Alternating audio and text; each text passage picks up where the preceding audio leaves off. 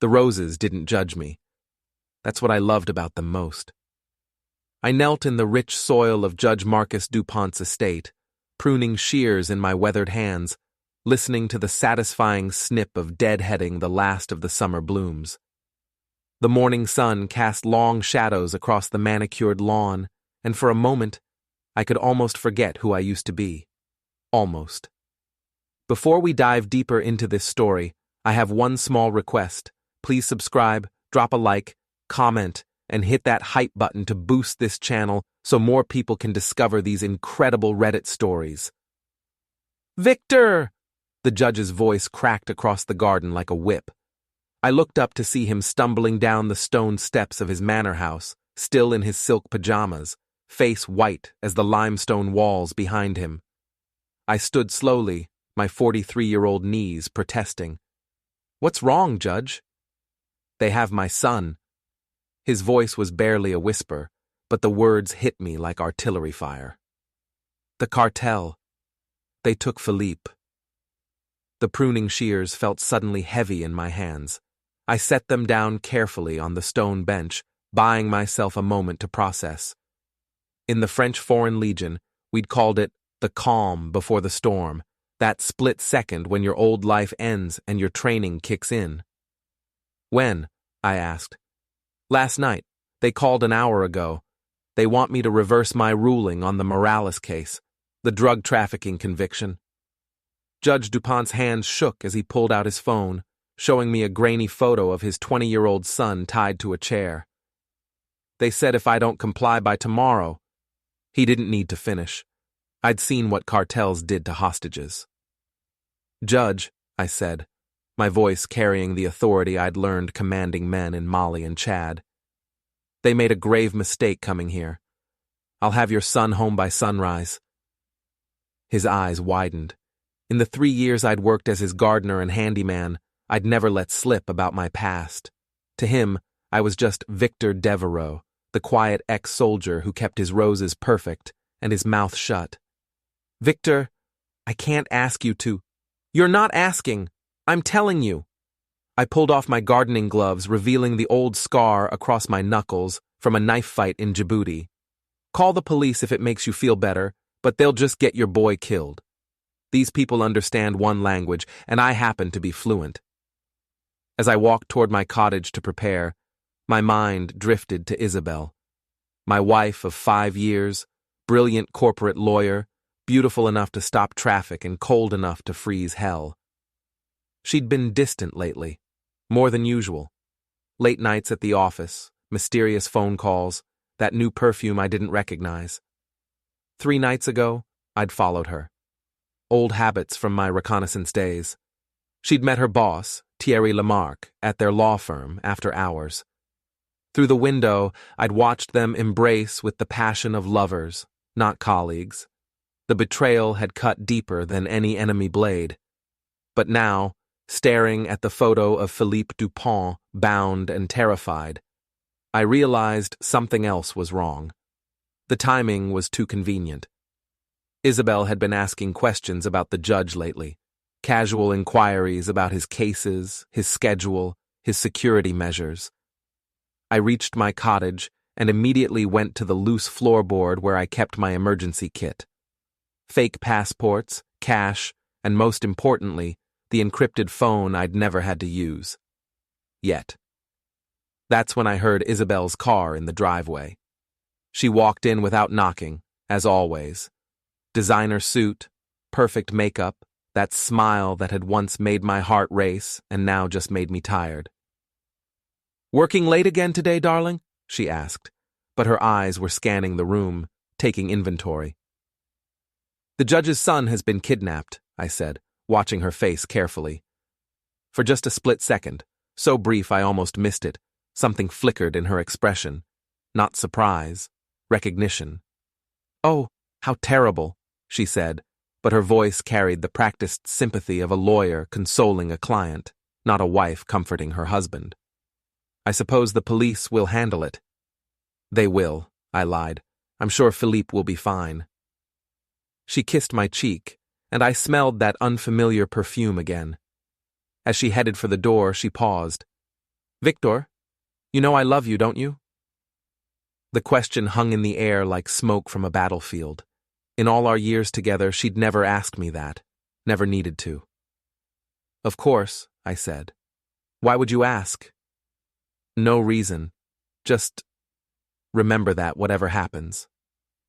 After she left, I sat in my kitchen, staring at her coffee cup still warm on the counter. In the Legion, we had a saying, "Trust your gut. It's harder to fool than your heart." My gut was screaming. I picked up her phone, which she'd left charging by the sink. Isabel was brilliant, but she'd grown careless. Her passcode was our anniversary date, or maybe that was just another layer of her deception. The text messages told the whole story. Thierry. Phase 2 complete. The boy is secured. Isabel. Good. Victor suspects nothing.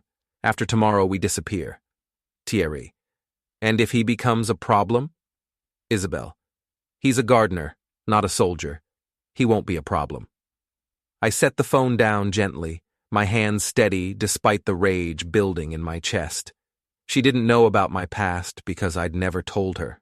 To Isabel, I was just the quiet man who'd swept her off her feet at a charity dinner, the simple groundskeeper who'd somehow won the heart of the brilliant lawyer. She had no idea she'd married a weapon. The final text message was time-stamped just 20 minutes ago. Thierry. Morales is getting impatient. If the judge doesn't cave, we move to phase 3. Isabel. Understood. The insurance policy is in place. Insurance policy. That's what she called me now. I walked to my bedroom closet and pushed aside the hanging clothes to reveal a steel gun safe bolted to the wall. Inside were items I'd hoped never to need again. Tactical gear, encrypted radios, and a set of ceramic knives that wouldn't show up on metal detectors. But first, I needed intelligence. 20 minutes later, I was at Pierre's bar on the outskirts of town. Pierre Moreau had served with me in the Legion, and now he ran the kind of establishment where people talked too much and remembered too little. Victor. He grinned, showing the gold tooth he'd gotten after a bar fight in Marseille. What brings you to my humble establishment? Information, I said, sliding onto a bar stool. About the Morales cartel operation, local connections. Pierre's smile faded. He poured 2 shots of whiskey without being asked. You don't want to mess with these people, mon ami. They're not the usual small-time dealers. This is serious money, serious organization. I'm not asking for your opinion. I'm asking for facts. He studied my face for a long moment, and I saw the recognition dawn. He was remembering the man I used to be. They run their operation out of an auto repair shop in the industrial district. Front company, but the real business happens in the warehouse behind it. Luis Morales, they call him El Chien. He's the local muscle. Unpredictable. Dangerous. Security? 4 or 5 guys rotating shifts. They're armed but not military. Street thugs with guns. I finished my whiskey and stood to leave. Victor, Pierre called after me. Whatever you're planning, be careful. These aren't the kind of enemies you can just walk away from. I'm not planning to walk away, I said. I'm planning to walk through them. The industrial district looked like a graveyard for dreams. Rusted warehouses and abandoned factories stretched along cracked asphalt streets, punctuated by the occasional business clinging to life. Morales Auto Repair sat at the end of a street, its neon sign flickering intermittently in the late afternoon gloom. I parked my truck 3 blocks away and approached on foot, moving with the patient stealth I'd learned stalking insurgents in the African bush. The repair shop's front bay doors were open, revealing 2 mechanics working on a BMW with license plates I recognized. Judge Dupont's car. They weren't just sending a message, they were flaunting it. Behind the main building, a larger warehouse squatted like a concrete toad. 2 men in leather jackets lounged by the side entrance, smoking cigarettes and trying to look casual.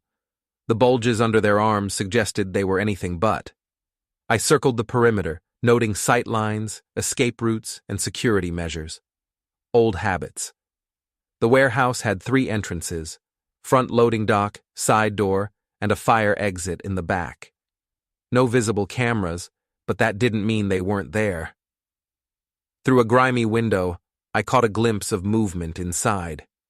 Philippe Dupont, tied to a chair in what looked like a makeshift office. He appeared unharmed but terrified. A black Mercedes pulled into the lot, and I recognized the driver immediately. Luis Morales stepped out, short, stocky, with the kind of lifeless eyes that came from too much violence and too little conscience.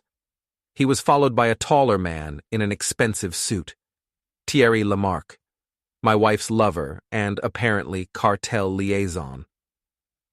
I watched them enter the warehouse through the side door, the guards snapping to attention. Whatever they were discussing, it was important enough for the boss to make a personal appearance. My phone buzzed. A text from Isabel. "Working late again tonight. Don't wait up." I almost laughed. While she was probably planning her new life with Thierry, I was planning to end their little enterprise. The irony was delicious. But first, I needed to even the odds. I made my way back to the parking area where Luis had left his Mercedes. Expensive car for a mechanic's salary, another piece of evidence for the authorities, assuming any of these people lived long enough to face charges. From my tactical kit, I retrieved a small device that looked like a matchbox, GPS tracker, military grade, with a battery life of 6 months. I attached it to the undercarriage of Luis's car, then moved to the other vehicles in the lot. Sugar in the gas tanks was an old trick, but effective. By tomorrow morning, half their transportation would be out of commission. In the Legion, we called it battlefield preparation, limiting the enemy's mobility before engagement. As I worked, I heard voices from inside the warehouse growing louder, an argument in progress. "The judge is stalling," Thierry was saying in French. "He wants proof of life before he makes any moves." "Then we give him proof," Luis replied, his accent thick with menace. "Maybe we send him a finger, or an ear. No permanent damage. Not yet. We need the boy intact until the ruling is reversed." "And after?" There was a pause that made my blood run cold. "After he becomes a liability," Thierry said, "along with anyone else who knows too much." I thought about Philippe, barely out of his teens, caught in a web of corruption and violence through no fault of his own. I thought about Judge Dupont, a good man trying to do the right thing in a system full of predators. And I thought about Isabel, my beautiful, brilliant, treacherous wife, who had sold us all for money and a chance at a new life. The rage that had been simmering in my chest since discovering her betrayal crystallized into something harder, colder. Something I recognized from my military days. Purpose. I finished my sabotage work and retreated to my observation position. Through the window, I could see Thierry and Luis examining a laptop screen, financial records maybe, or communication with their cartel contacts. Either way, evidence that would be useful later. My phone rang. Judge Dupont. "Victor, any news?" "I've located your son. He's alive and unharmed, but we need to move tonight. They're getting impatient." "Should I call the police now?" "Not yet. Give me until midnight. If you don't hear from me by then, call everyone. Police, federal agents, the army if necessary. But Judge?" I paused, watching Thierry through the window. "When this is over, you're going to learn some things about people you trusted. Be prepared." "What do you mean?" "Just be prepared." I hung up and settled in to wait. In the Legion, patience was more than a virtue. It was a survival skill. The enemy would show me their patterns, their weaknesses, their routines, and then I would exploit every single one.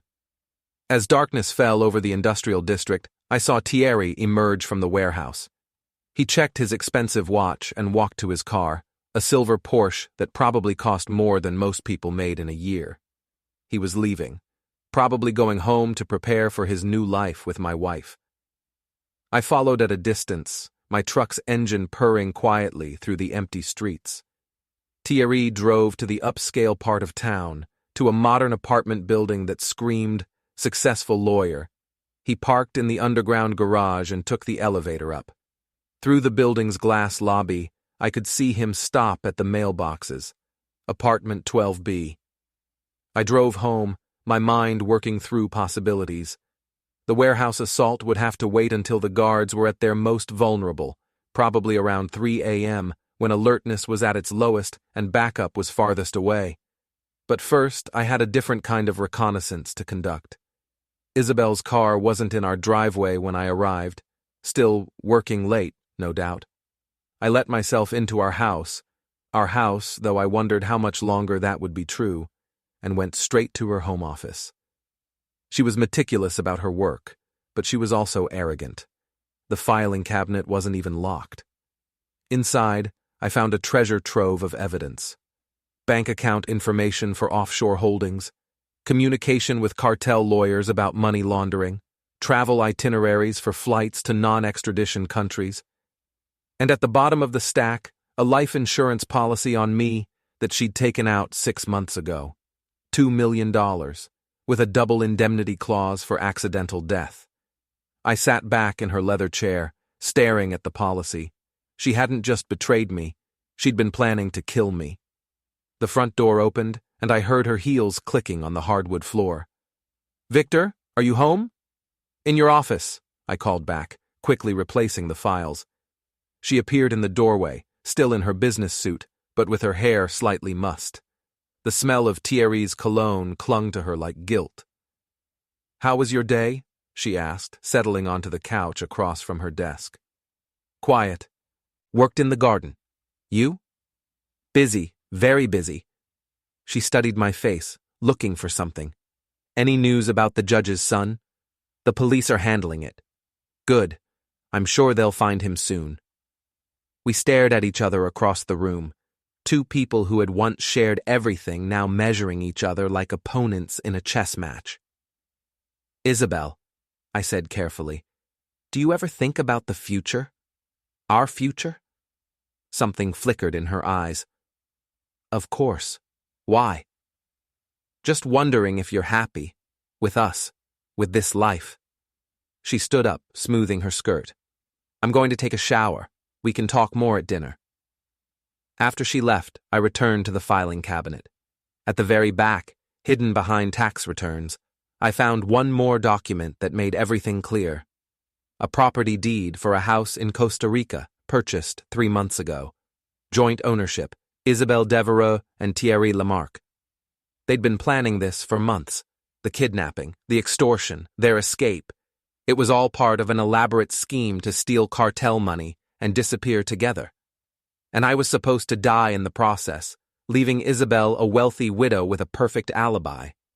I photographed everything with my phone, then carefully replaced the files exactly as I'd found them. Upstairs, I could hear the shower running. Isabelle was washing off the scent of her betrayal, preparing for another evening of lies and deception. But she'd made one critical miscalculation. She thought she'd married a gardener. She had no idea she'd married a ghost. At 2:47 a.m., I moved like death through the industrial district. The tactical gear felt familiar against my skin. Black fatigues, ceramic body armor, night vision goggles that turned the world into shades of green and gray. I'd painted my face with camouflage paint, erasing the gentle gardener and revealing the predator beneath. The warehouse sat in darkness, its guards grown lazy with routine.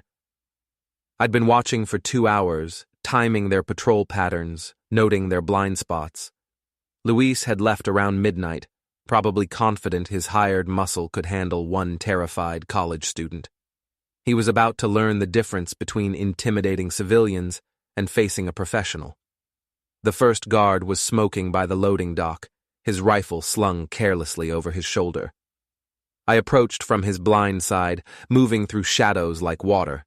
The blood choke took 3 seconds, just long enough for his brain to register surprise before unconsciousness claimed him. I zip-tied his hands and feet, then dragged him behind a dumpster. He'd wake up in a few hours with a headache and a story nobody would believe.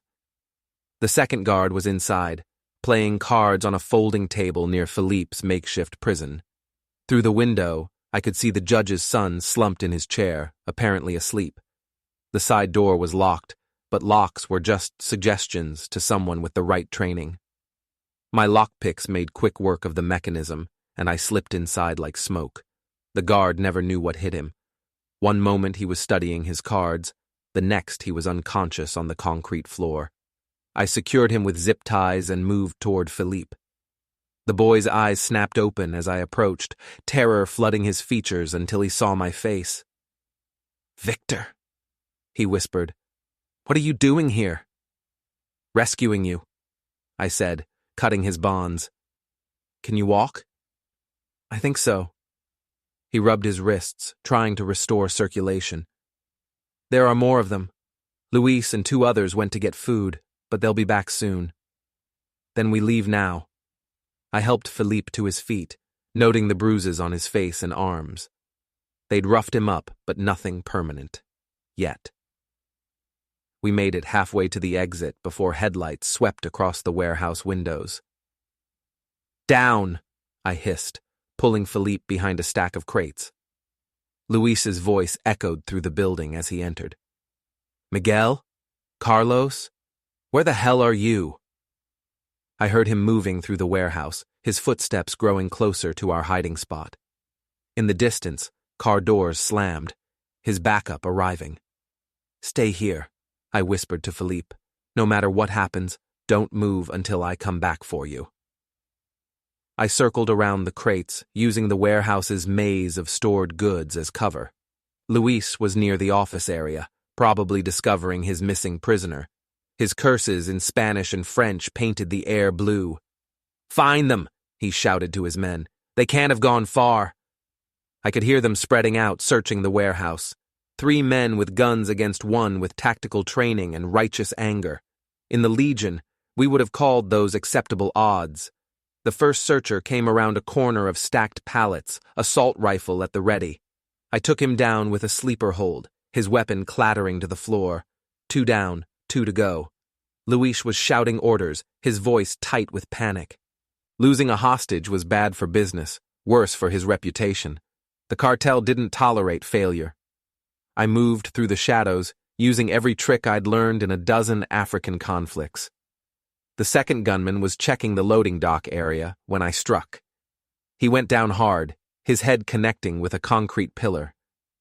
That left Luis. I found him near the office, frantically talking on his phone. "Yes, sir. I understand, but—" He saw me emerge from the shadows and dropped the phone, reaching for his pistol. "I wouldn't," I said, my voice carrying the absolute authority of someone who'd killed men for less. His hand froze halfway to his weapon. "You're making a mistake," he said, trying to project confidence he didn't feel. "You have no idea who you're dealing with." "Luis El Chien Morales," I said, stepping closer. "Born in Marseille, 3 arrests for assault, suspected in 4 murders. You work for the Guerrero Cartel, laundering money through legitimate businesses and corrupting local officials." His eyes widened. This wasn't information a simple gardener should possess. "You're also sleeping with Maria Santos, even though she's married to your boss's nephew. That's going to be a problem when Carlos Guerrero finds out. How do you know things?" I smiled, and it wasn't a pleasant expression. "I know lots of things, Luis. I know you've been skimming money from the cartel accounts. I know you've been selling information to rival gangs.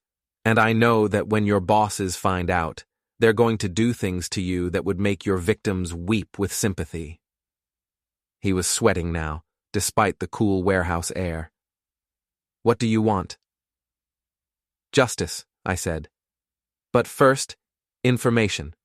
Tell me about Thierry Lamarck's arrangement with your organization." "I don't know what you're talking about." I moved faster than his eyes could track, my hand closing around his throat. Not enough to kill, just enough to make breathing difficult. Let me rephrase that. Tell me about Thierry Lamarck's arrangement with your organization, or I'll make sure Carlos Guerrero gets photos of you and Maria in that hotel room last Tuesday. His resistance crumbled. Lamarck handles our legal problems: money laundering, witness intimidation, corrupting judges.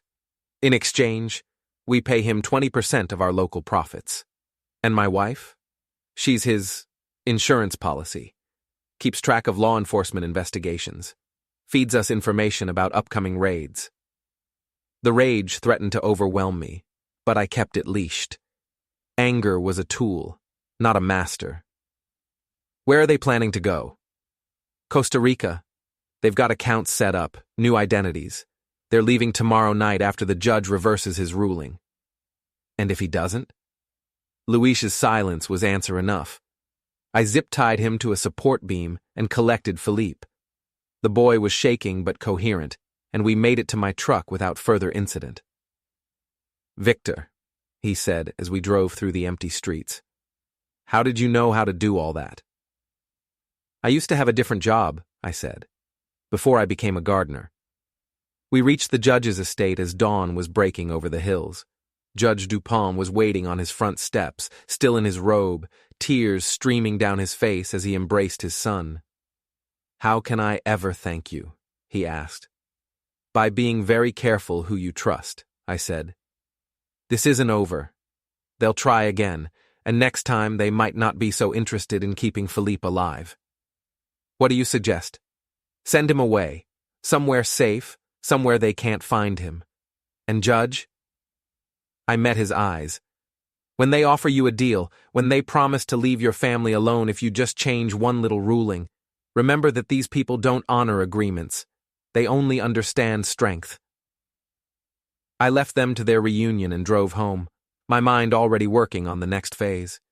Luis and his men would eventually free themselves, but not before I'd had time to prepare.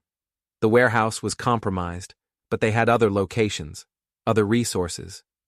And I still had to deal with Isabelle and Thierry. My house was quiet when I arrived.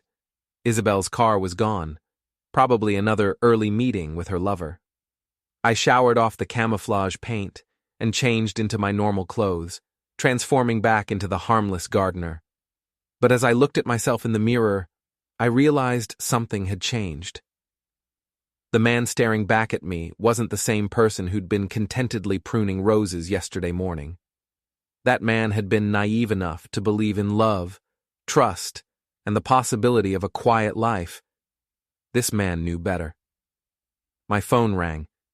Isabelle. "Victor, I heard there was some kind of incident at the industrial district last night. Police everywhere. Are you all right?" "I'm fine. Why wouldn't I be?" "No reason, I worry about you." "How thoughtful. Will you be home for dinner?" "Actually, I have to work late again. Big case, you understand." "Of course, I understand perfectly."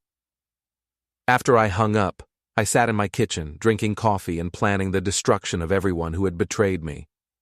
Outside, the roses were blooming in the morning sun, beautiful and perfect and completely unaware that their gardener had declared war. In the Legion, we had another saying, "The enemy's greatest weakness is not knowing they're already lifeless." Isabelle and Thierry were about to learn the truth of those words. The law offices of Lamarck and Associates occupied 3 floors of a glass tower in the city center, all chrome and marble, and the kind of expensive taste that screamed success to potential clients. I'd been there exactly once, at a Christmas party where Isabelle had introduced me as my husband, the gardener, with just enough condescension to make it clear what she thought of my profession. Now, watching the building from across the street, I planned its downfall with the same methodical precision I'd once used to plan military operations. Thierry's Porsche was in the underground garage, along with Isabelle's BMW. Working late together, no doubt. Planning their escape, dividing their stolen money, celebrating their cleverness. They had no idea their world was about to collapse. Phase 1 had been intelligence gathering.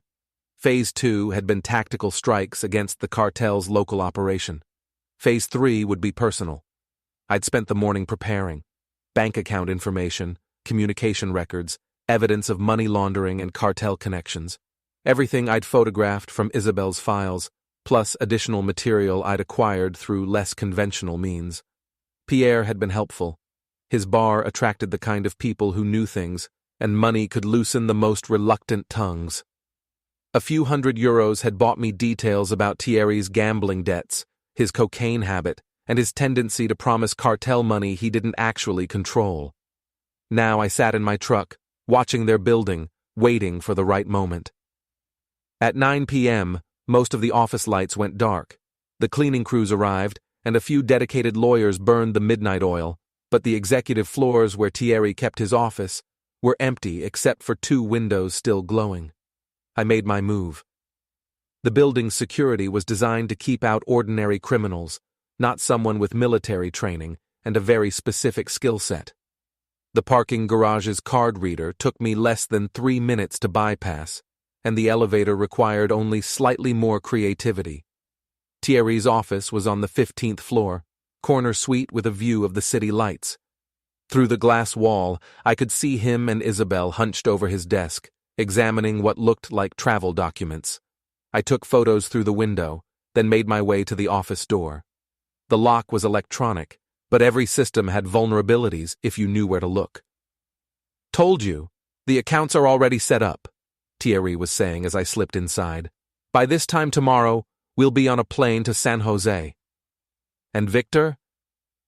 Isabelle's voice carried a note of concern that might have been touching if I didn't know what she was really worried about. "The insurance policy will pay out once the investigation concludes. Accidental death, very tragic. You'll be a wealthy widow with an ironclad alibi." "He's not stupid, Thierry. What if he suspects something?" Thierry laughed, the sound like glass breaking. "He's a gardener, darling. He plants flowers and trims hedges. Even if he suspected, what could he do? Call the police? With what evidence?" I stepped out of the shadows, my presence filling the doorway like a nightmare made manifest. "Hello, Isabelle." "Thierry." Isabelle's face went white. Thierry reached for something in his desk drawer, but stopped when he saw the pistol in my hand. "Victor," Isabelle stammered. "What are you doing here?" "Research," I said, moving into the office and closing the door behind me. "Learning about my wife's extracurricular activities, her business partnerships, her travel plans." "I don't know what you think you heard. I heard enough." I pulled out my phone and played back their conversation.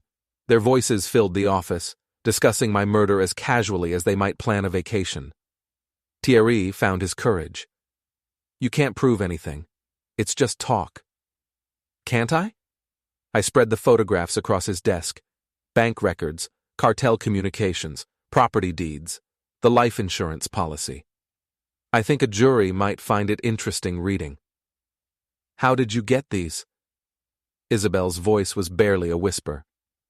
"I used to have a different job," I said, "before I became a gardener." I watched understanding dawn in their eyes.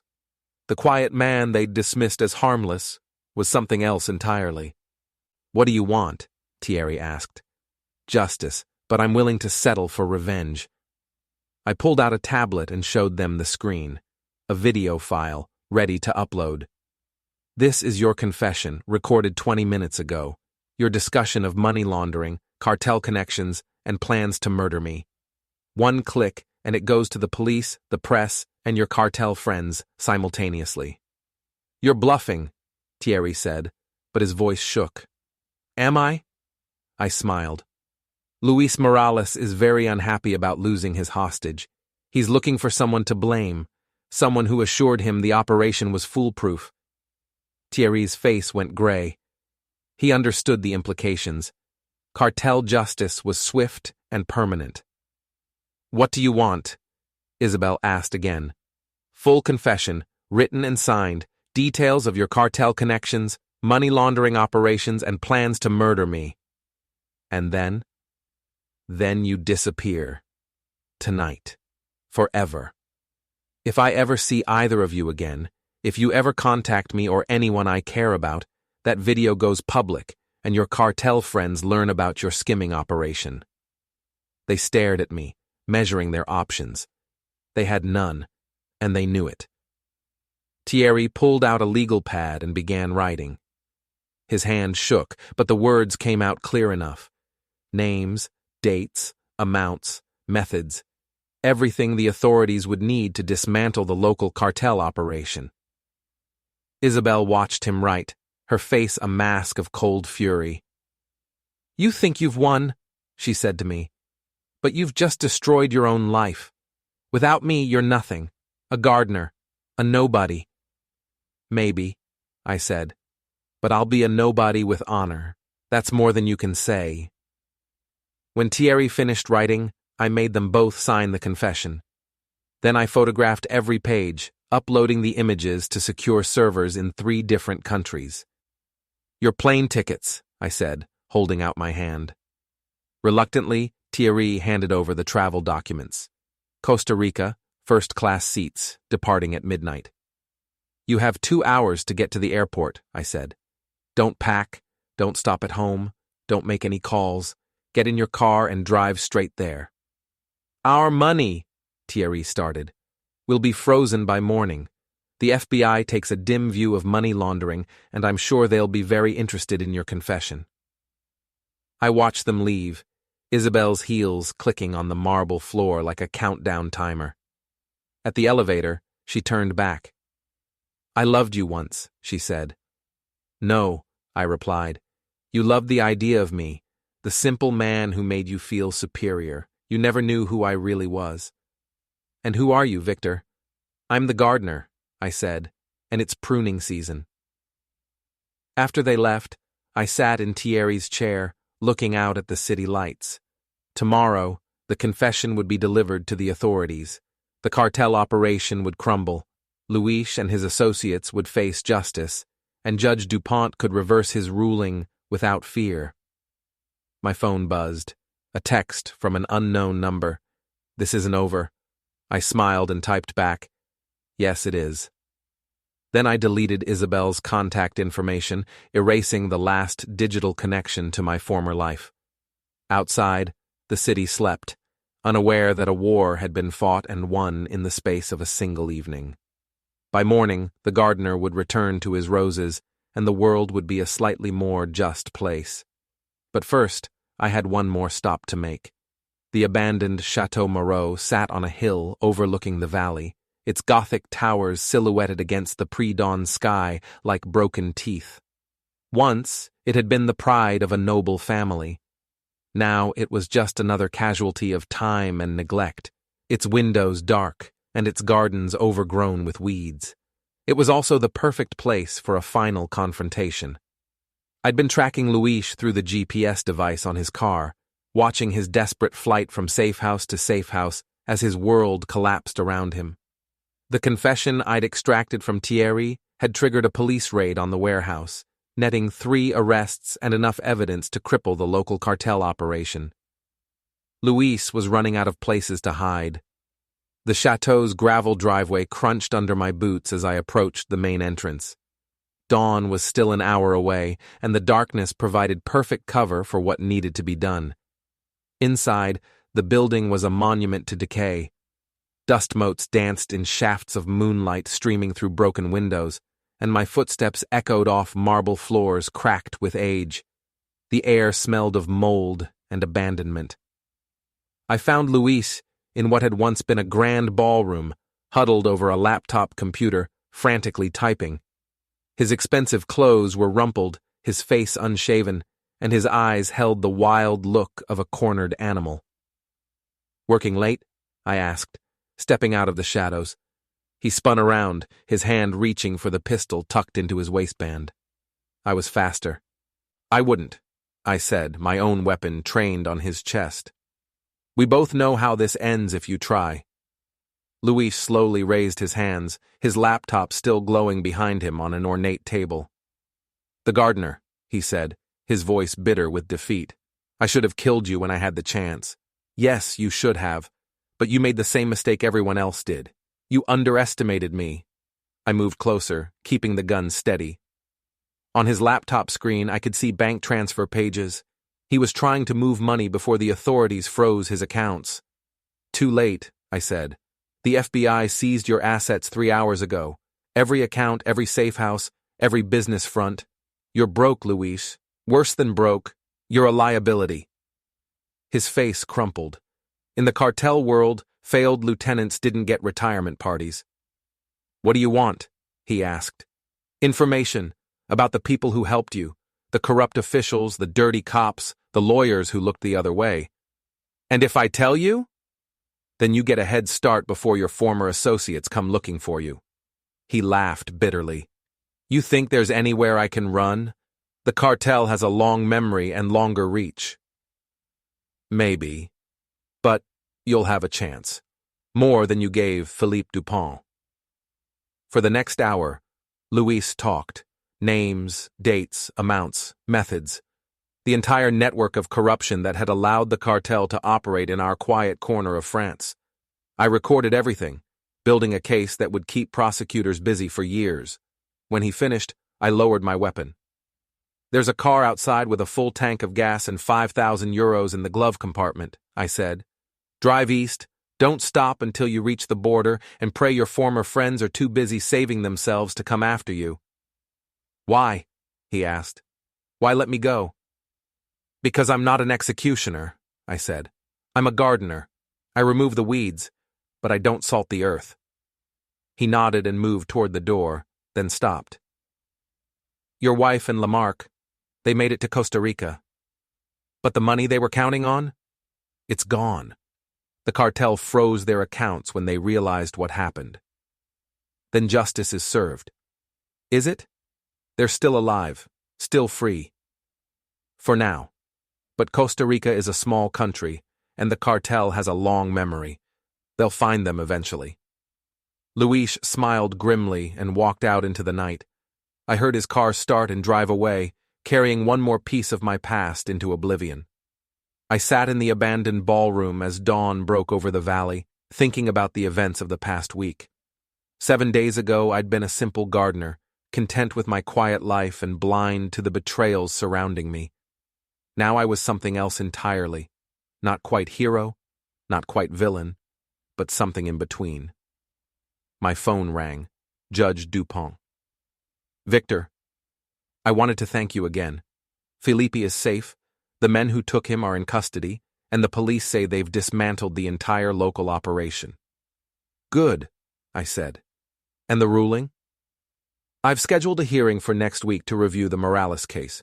With the new evidence, I expect the conviction will stand." "What about the corruption investigation?" "Ongoing. Several officials have been arrested and more charges are expected. The prosecutor says it's the biggest organized crime bust in the region's history." I smiled. Sometimes the system works. Sometimes it needs help. "Victor, what you did, what you risked for my family, I'll never forget it. Just take care of Philippe. And Judge, if anyone asks, I was just the gardener who called the police when he saw something suspicious." "Of course. Will you be staying on at the estate?" I looked around the ruined ballroom, thinking about fresh starts and second chances. "For now," I said, "the roses need tending." 2 weeks later, I was back in Judge Dupont's garden, pruning the late-season blooms and preparing the beds for winter. The work was peaceful, meditative, and it gave me time to think about the future. The house Isabel and I had shared was up for sale. I'd moved into a small apartment in town, taking only what I needed and leaving the rest behind. The life insurance policy had been canceled, the joint bank accounts closed, and all legal ties severed. I was free. Pierre stopped by one afternoon, carrying a bottle of wine and the latest gossip from his bar. "Heard from our mutual friend lately?" he asked, settling into a garden chair. "Luis? No, but I assume no news is good news in his case." "What about the happy couple?" I shrugged. "What about them?" "Word is they're having some financial difficulties. Seems their nest egg wasn't as secure as they thought." "Shame." Pierre studied my face. "You know, for a gardener, you're remarkably well informed about international finance." "I read the newspapers." "Right." He poured wine into 2 glasses. "So what's next for you? Back to the quiet life?" I looked around the garden, at the roses I'd spent 3 years cultivating, at the peaceful estate that had become my sanctuary. "Maybe," I said, Or maybe I'll find a new line of work. I seem to have a talent for problem solving. The kind of problems that need solving discreetly? The kind that the regular authorities can't handle. Pierre raised his glass. To new beginnings. To justice, I corrected. As the sun set over the valley, I sat in my garden, surrounded by the fruits of honest labor. The roses were beautiful, their blooms perfect despite the trials they'd endured. Like me, they'd been tested by harsh conditions and emerged stronger. My phone buzzed. A text from an unknown number. Mr. Devereux, I have a problem that might interest you. Discretion assured. Generous compensation offered. I stared at the message for a long moment, then typed back, I'm listening. The gardener was retiring, but Victor Devereux, problem solver, justice dispenser, protector of the innocent, was just getting started. In the distance, a church bell chimed the hour, and somewhere in the growing darkness, another story was beginning. But that's a tale for another day.